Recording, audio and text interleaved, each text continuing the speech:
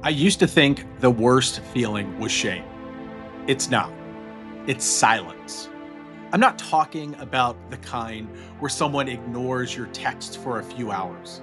I mean holy silence, the kind where you kneel at the edge of your bed, whisper a broken prayer, and it falls like a rock into an empty well. No echo, no warmth, no reply. Just God doing what he does best, ghosting me. I went back to church last Sunday, not because I wanted to, but because guilt has a rhythm, and I hadn't heard a worship band in 6 months. I wore a collared shirt, sat near the back, sang the parts I remembered, skipped the parts that said freedom. No one made eye contact, except the usher who smiled like he'd just forgiven me in advance. During the sermon, the pastor said something about sin being not who you are, but what you do. I nearly laughed out loud. If only it were that simple. I stayed for communion, thought maybe the bread would taste like grace again.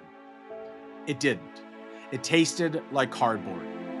After the service, an old friend from my men's group said he missed me, said he hoped I was doing the work. I told him I was. I lied. He nodded like that was good enough. Then he handed me a tract about sexual purity and said, "You're still his son, brother." I wanted to ask, how do you know? Because if I were still his son, wouldn't he show up? Wouldn't he say something? Anything? When I'm weeping on the shower floor at 2 a.m., trying not to go back to the site I swore off last week? Wouldn't he speak when I tell him I want out of this loop and I mean it? But he doesn't. He just watches. And I don't know what's worse, God being gone or God being near and choosing not to answer. After church, I drove past my old house. Janelle's car was there. So was a second car, someone else.